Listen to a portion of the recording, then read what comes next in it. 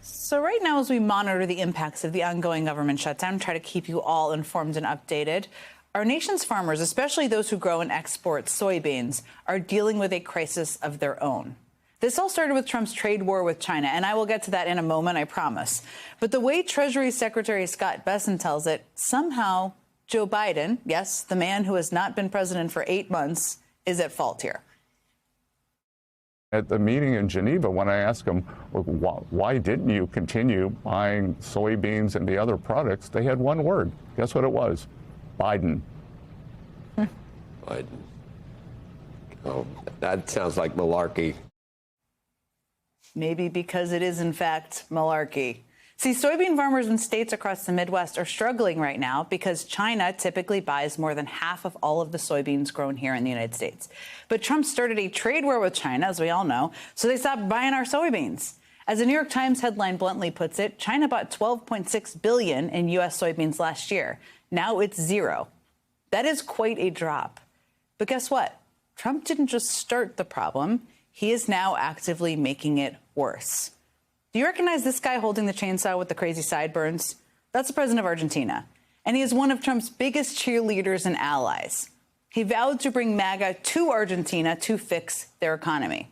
But surprise, like his buddy Trump, he failed horribly. And so last week, Scott Bessent, of all people, announced that the Trump administration would use $20 billion in U.S. tax dollars to bail out Argentina. Now, if you're asking, how does this negatively impact America's soybean farmers? Well, let this text message, reportedly sent to Bessent from Agriculture Secretary Brooke Rollins, that was captured by an AP photographer, be careful where you text, explain for you. It's hard to see, but it reads, we bailed out Argentina, and in return, the Argentines removed their export tariffs on grains, reducing their price, and sold a bunch of soybeans to China at a time when we would normally be selling to China. This gives China more leverage on us. Couldn't have stated the summary better there. So you've shut the government down. You're implementing the biggest cuts to Medicaid in history. Rural hospitals are shutting. And now you are screwing over America's soybean farmers by bailing out Argentina. Bang up job, everyone.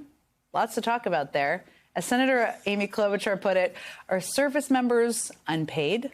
Check to Argentina in the mail. It's quite a summary, too. Joining me now is Minnesota Senator Amy Klobuchar. So it's great to see you. You have been talking about, obviously, soybean farmers. Minnesota is one of the states that's, of course, impacted.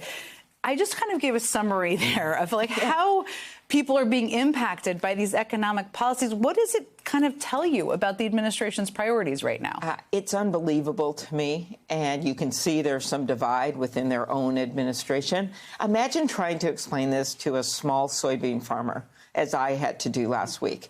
He told me between the tariffs, between what's happening internationally, between these healthcare costs skyrocketing, over a quarter of our farmers are on the Affordable Care Act and the state versions of it. He said it's a perfect storm of ugly. Yeah. And there is, in my state, 60% of the soybeans are exported. You've got 20% of ag production overall is exported.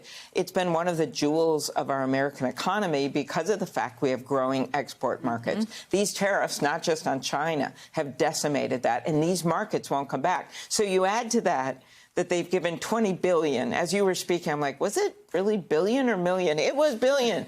$20 billion promised to his friend and in another country, and then they go and turn around and they get rid of the export tax, Argentina does, on their soybeans and sell it to China, which was the exact market, used to be 250 million bushels a year, that has dried up to nothing.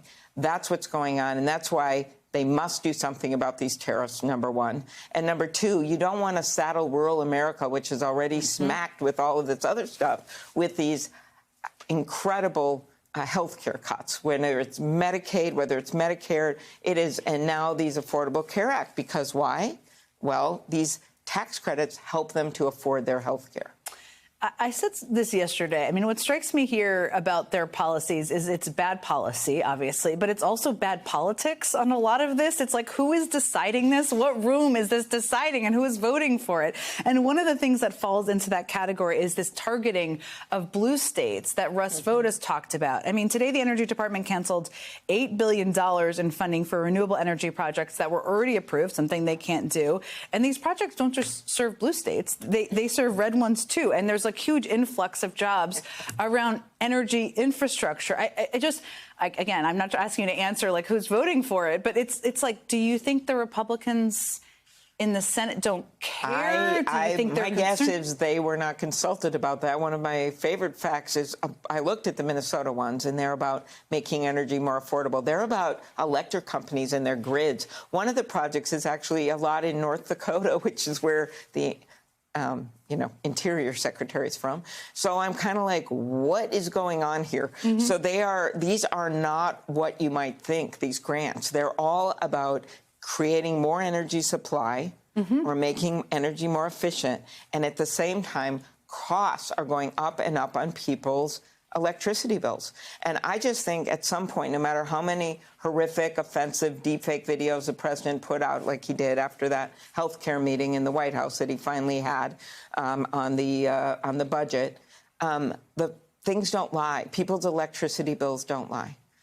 Their grocery bills, when their grocery receipts don't lie, their health care premiums don't lie. They're going to see through all this. And the problem with this is, of course, it's corrupt that he is targeting certain states. That's not how the budgeting works. It's one of the reasons why we're pushing this budget issue, because we need to go back to normal where Congress makes the decision about the funding. And then, of course, the major reason is that we're in a health care crisis that they created. But when you look at what they've done here, those energy grants, they already are seeing escalating prices, and they're going to get worse. You are in your leadership position in the Democratic Senate. I think a lot of people are asking, I'm sure they're asking you, how does this get to an end? This gets to an end when they come to the table in a real way, not making jokes about it like the president did with his video, not acting like, oh, we can do everything we want and we don't need your votes. That's not true, as they've found out. And the American people expect us to do something about this healthcare crisis. They need to make things better. And instead, they're making them worse every single day. 15 million people kicked off Medicaid under the big, beautiful betrayal of a bill. $500 billion in Medicare cuts that were triggered because they added so much to the debt because of their tax cuts for the wealthy. And now you have something they can actually do. And behind closed doors and even publicly, some of the Republicans in the Senate have indicated that they realize that in their own states, this is going to be a major devastation because people will see their insurance premiums double. So what they need to do is come to the table and figure this out with us and stop rubber stamping him or get him in the room, because if they're going to follow everything he does, and he prides himself in the art of the deal, he needs to make the deal. Senator Amy Klobuchar, they should certainly know that what they're doing is unpopular. Thank you for joining me. Thank you.